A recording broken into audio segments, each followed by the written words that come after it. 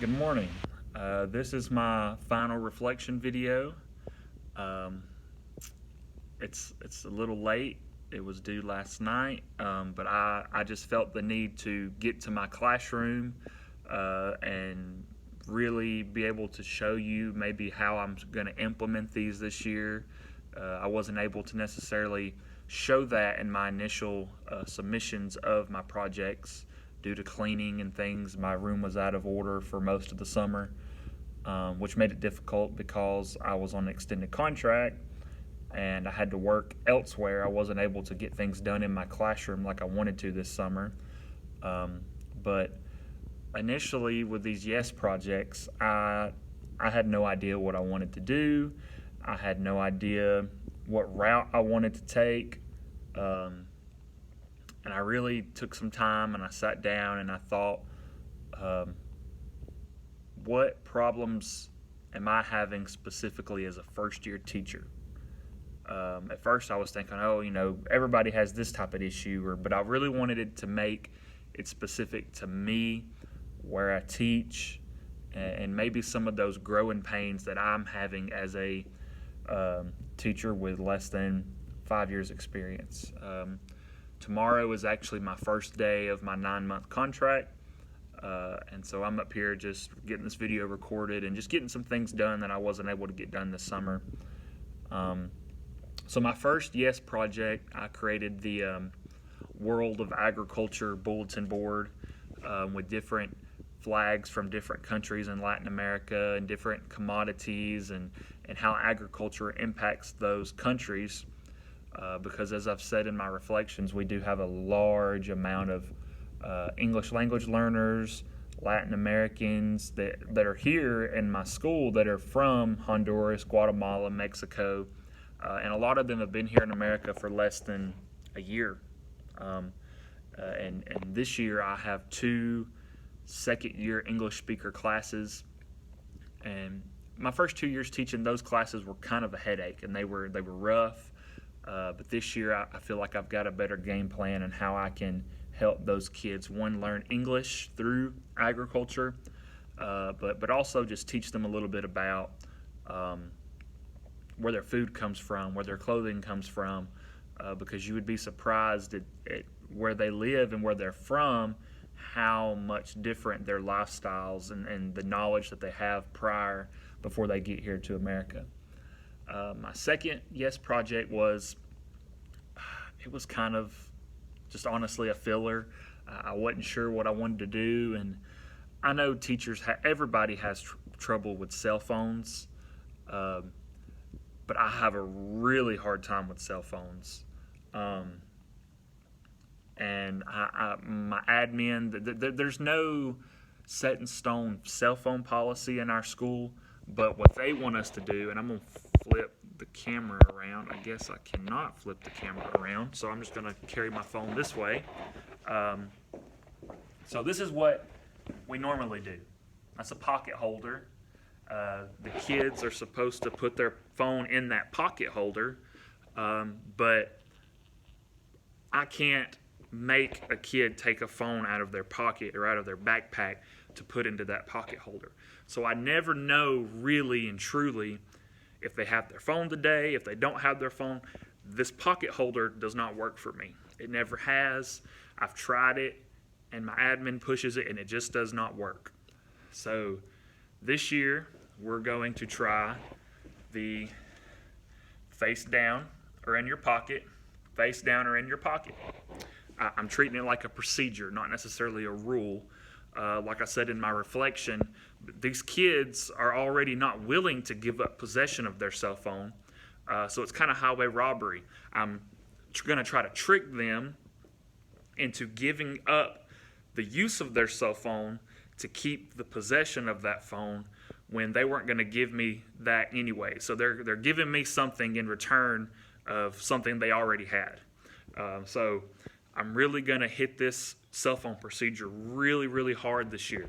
Face down in your pocket, no questions. I mean, no leeway in that rule. Face down in your pocket. First couple weeks of school, we're just going to go procedure, procedure, procedure. That's all we're going to do is this cell phone procedure. If I see a screen, then they broke that procedure, and I'll deal with that. Another thing in my second yes project was this Chromebook. Chromebooks out, no Chromebooks, Chromebooks out. Chromebooks are a big distraction.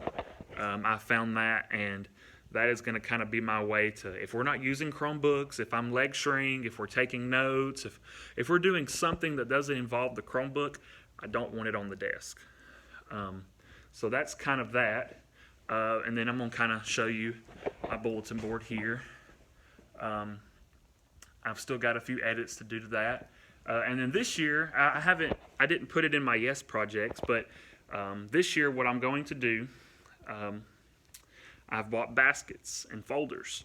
So every class has their own folders. Right here. Sorry, my room's a mess. We are putting out school supplies. Every kid in our school system we provide them school supplies. So my room's a mess. But I've got binders or folders and baskets. And so a big problem that I have is I have students that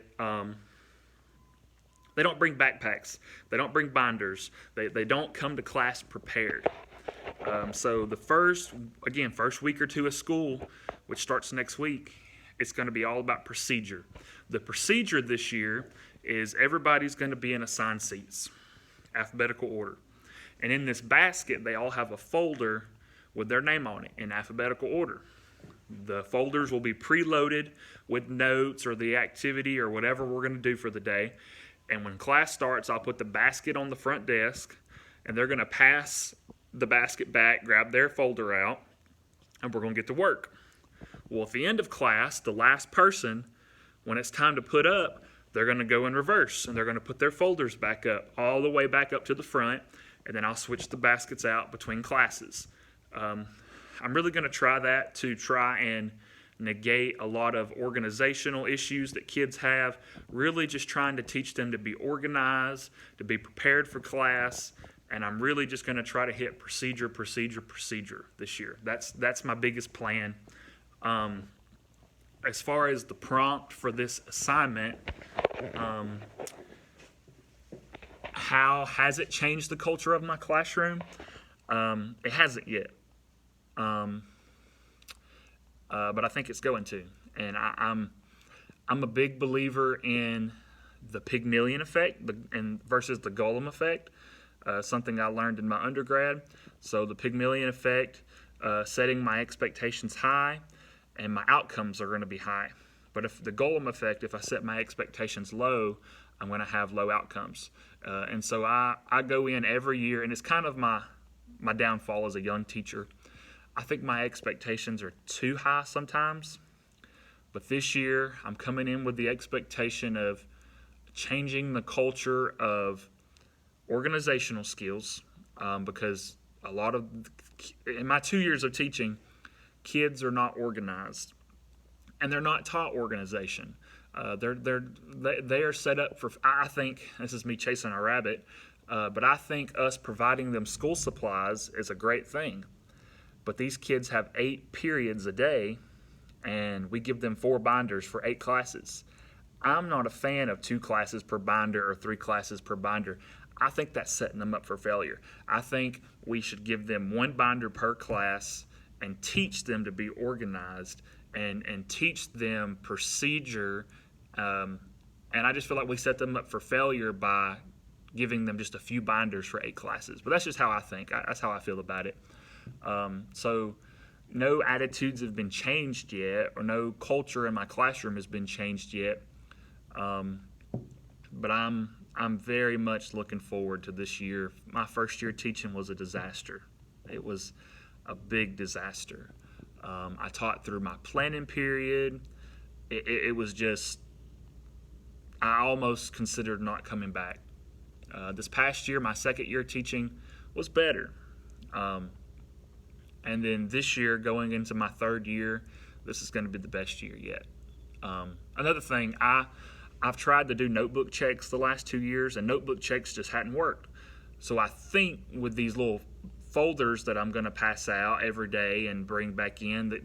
It's an easier way for me to plan for the class the next day. I can load worksheets in their folders. I can do notebook checks. And that's something I've kind of adopted from my ag teacher. When I was in high school, we had a closet on the back wall with 5 or 6 closets. And in freshman year, you brought a binder in, and that binder did not leave the ag shop until you graduated high school.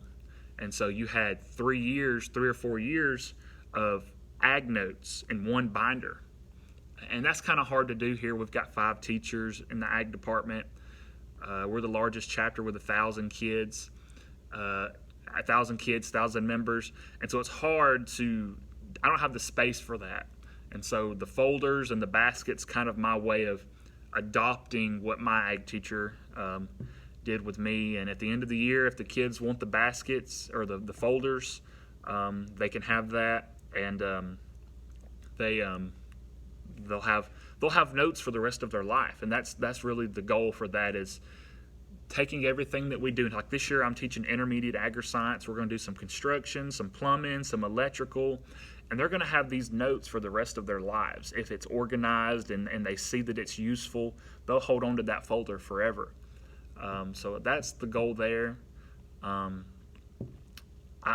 could keep rambling, but I think that is sufficient. So no culture has been changed yet, but I am truly, truly, truly excited for this school year. I'm excited to implement these YES projects into my classroom. My third project, AET, the worksheet that I created for a foundational SAE. We have a hard time getting kids interested in SAEs and working and things like that because of our high Hispanic population. You start talking about record keeping and money and things like that, and they shut off. They disengage, because when they think money and record keeping, they think that the government's involved, and a lot of them are undocumented, their families are undocumented, and it scares them and worries them. So it's hard to keep them involved in those types of projects and things like that. So I think this foundational SAE workshop, it meets the requirements for the SAE for all.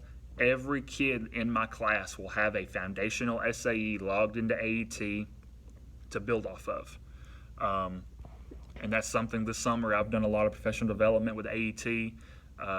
So that combats a big issue. So our extended contract, I get points based off of the percentage of our students that are involved in SAE. So with this assignment, and if every teacher in my chapter does that, then we'll have 100% involvement with an SAE project. And the hope is that this foundational SAE will help kids build off of that and possibly get involved in a bigger project. We had 3 state degree candidates last year. This year I have a list of 15 or 20 that I want to get their state degrees. And then next year, my goal is going to be 30 or 40. And I think that is a doable goal due to our size. But I think that's about it. I have enjoyed this class. I've enjoyed just sitting in time and thought and thinking about what I can do to make my classroom better for my students, but also make my classroom a better place for myself, and the sanity of my wife when I go home and whatnot. So, but I've enjoyed this class, and I will keep you updated. There's no cultural change yet in my class, but as soon as I start seeing the benefits and changes, I will let you know. So thank you very much, and I will be getting this submitted as quick as I can. So thank you.